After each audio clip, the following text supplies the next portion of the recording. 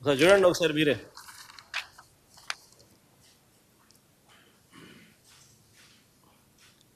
అవన్నీ పక్కన లారీలు ఎట్ట దోచేస్తానో చూడండి ఒకసారి. రాష్ట్ర ప్రభుత్వానికి రూపాయి ఆదాయం రావడంలో, మా ప్రభుత్వంలో రాష్ట్ర ప్రభుత్వానికి 750 కోట్లు ఖజానాకు ఆదాయం వచ్చి రూపాయి రావడంలో రాష్ట్ర ప్రభుత్వానికి ఆదాయం ఈ మాదిరిగా దోచేస్తాను. 80 లక్షల టన్నులు స్టాక్ పెట్టాం మేము. ఎండాకాలంలో, వర్షాకాలం వస్తుంది కదా అని ఎండాకాలంలో స్టాక్ చేసి నిల్వ చేసినాం. చంద్రబాబు నాయుడు ప్రభుత్వం వస్తేనే 2 నెలల్లో 80 లక్షల టన్నులు స్వీప్ చేసేసిన.